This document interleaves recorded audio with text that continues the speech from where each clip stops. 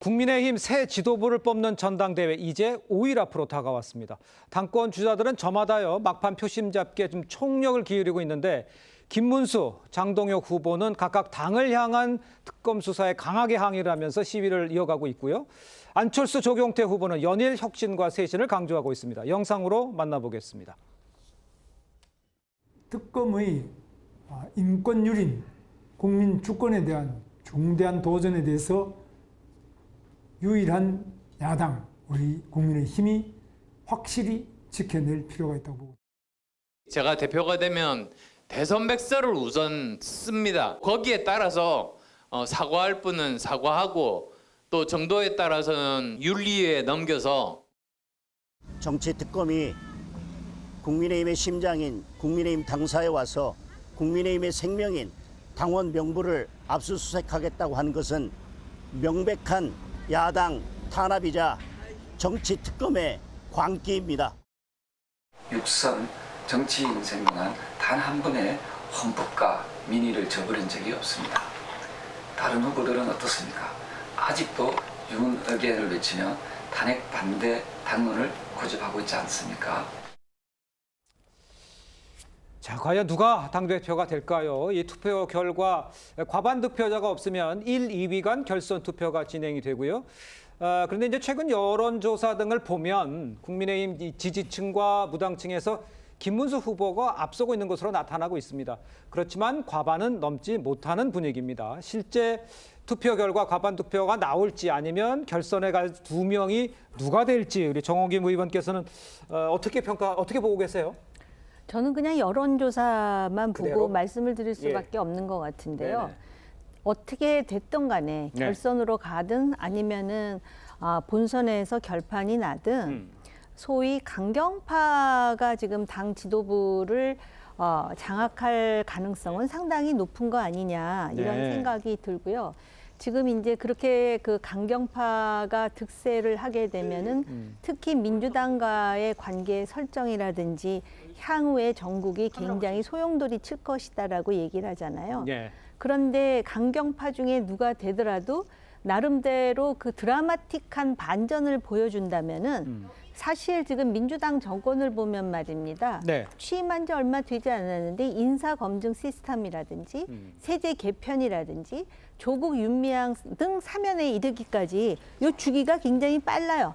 그래서 국민의힘이 비판을 하는데도 그게 왜 그렇게 비판만큼 잘 안 먹혀 들어가고 여론에 반영이 되지 않느냐. 그거는 바로 이 탄핵 정국과 관련해서 국민의힘이 선을 굵고 강하게 긋지 못하기 때문이거든요. 그런데 뭐 이제 온건 개혁주의자가 당권을 장악하면은 문제가 없겠으나 만약에 강경파 중에 김문수 후보라든지 장동혁 후보가 당권을 장악한다 그러면은 역설적이지만 이 사람들도 굉장히 유연한 사람이에요. 네. 왜냐하면 김문수는 극자에서 극으로 갔으니까 중간으로 좀 틀면 되는 거예요. 예. 장동혁 같은 경우 친안에서 친윤으로 갔지 않습니까? 네. 그러면 당을 생각하고 정치 사회의 건강성을 생각한다면은 예. 말들은 잘하더라고요. 그래서 내가 왜 중도로 가서 지금 당을 재건하는데 이런 노선을 펴는지 하면 오히려 그게 중도 그리고 집 나간 그 지지자들에게 예. 상당한 반향을 일으킬 수 있을 것 같은데 네. 그 당 자체가 지금 소위 스트릿 우파라고 합니까? 상당히 거기에 지금 경도되어 있는 것 같아서 과연 이들이 그러한 용기를 보일 것인지 지켜보는 중입니다. 알겠습니다. 일단 그 후보들 TV 토론도 지금 막바지를 향해서 가고 있습니다. 오늘 2차 토론회가 이어지고 있고요. 오는 19일 오후 5시 20분 TV조선에서 마지막 TV 토론회 열립니다. 지금 쭉 말씀해 주신 거 이런 게 이제 TV 토론에서 다시 한번 이제 당원들을 위해서 얘기할 거 아니에요? 영향을 또 미칠 것 같은데 상당히 TV 토론에서 얘기하다 보면 지금 얘기한 것들에 대해서 충분히 서로 의견을 교환하면서 어떤 상황인지를 알 수가 있겠죠. 근데 TV 토론에서 이제 각 후보들이 보여왔던 본인의 그 기조에서 벗어나는 토론이면 몰라도 그걸 유지하는 토론이면 저는 사실은 각 4명 다 강경파라고 보거든요. 4명 다 강경파다. 말은 혁신이고 말은 대여 투쟁을 심하게 하자 이렇게 말씀 주시지만 예. 다 패권적이에요. 내가 되면 저 사람들은 나가라.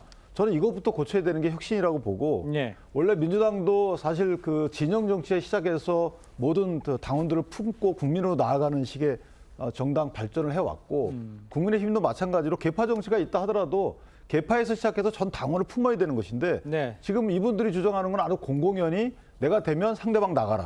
이런 식의 주장은 저희가 패권적이라 그래서 이거는 당에서는 있어서는 안 되는 것인데 네네. 그런 차원에서 보면 네 분 다 강경파다라는 생각이 들고 네. 이 네 분 중에서 사실은 이 그 토론의 내용보다는 합종 연행이 오히려 더 판세에 변화를 줄 가능성이 크다. 아하. 결선 투표제가 있기 때문에요. 예. 어떤 그 단일화 등이 만약에 생기게 되면 예. 결선 투표에 진출할 사람들이 달라질 수는 있겠죠. 그렇게 생각합니다. 알겠습니다. 일단 그 장동혁 후보와 김문수 후보가 좀 유리한 것 아니냐 이런 평가들을 하고 있는 이 상황에 방금 전에도 언급해 주셨습니다만 주요 변수 중 하나로 떠오른 게 있습니다. 안철수 조경태 후보 단일화 이 문제인데 조 후보는 안 후보에게 거듭 지금 단일화를 제안하고는 있는 상황이지만 안 후보는 선을 긋고 있는 모양새예요.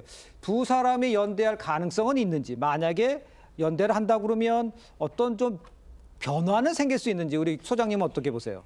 저는 연대할 가능성이 있긴 있는데 지금 앞에서 말씀하신 것처럼 조경태 후보는 좀 적극적이고 네. 그 안철수 후보는 좀 되게 소극적인 모습을 보이고 그러니까요. 있어요. 예. 그래서 실은 본인이 강조하셨던 어떤 지금 국민의 눈높이에 맞는 네. 대체로는 이제 그게 계엄에 비판적이고 탄핵에 찬성한 보수가 약간 중도적 관점에서는 국민의힘이 그렇게 변화되길 바라고 있을 텐데 예. 근데 지금 안철수 후보가 본인이 이제 2등으로 올라간다고 생각하셔서 그런지까지는 잘 모르겠으나 좀 너무 이렇게 약간 그 본인 중심으로 생각하고 있다 그럴까요? 그래서 그리고 실은 후보가 줄어들면 오히려 목소리가 적어진다라는 약간 좀 얼핏 생각에 좀 설득력이 떨어지는 왜냐하면 지금 여론조사를 보면 이게 이 안철수 후보와 조경태 후보 중에 2등으로 올라갈지가 좀 불투명한 상황이거든요. 여러 가지 여론조사를 종합적으로 살펴보면 네. 그런 점에서 좀 이제 상식적으로 생각을 한다라면 단일화를 하는 게 맞는 거고 지금 굳이 뭐 친한계냐 아니냐를 떠나서 윤희숙 전 혁신위원장이라든가 김용태 전 비대위원장이라 이런 사람들도 어떤 이제 탄핵에 찬성하고 계엄에 비판적인 사람들이 뭔가 힘을 모아야 되냐 아니냐라는 그런 메시지를 내고 있는데 예. 그런 점에서 뭐 이렇게 바깥에서 보기에도 단일화를 하는 모양새가 필요하고 그리고 바로 직전에 지금 이제 청년 최고위원들은 그런 단일화 하는 걸 보여줬거든요. 그러니까요. 근데 약간 좀 나이 먹은 사람들이 오히려 좀 그 제 몫을 못 하고 있는 게 아닌가 이런 생각이 듭니다.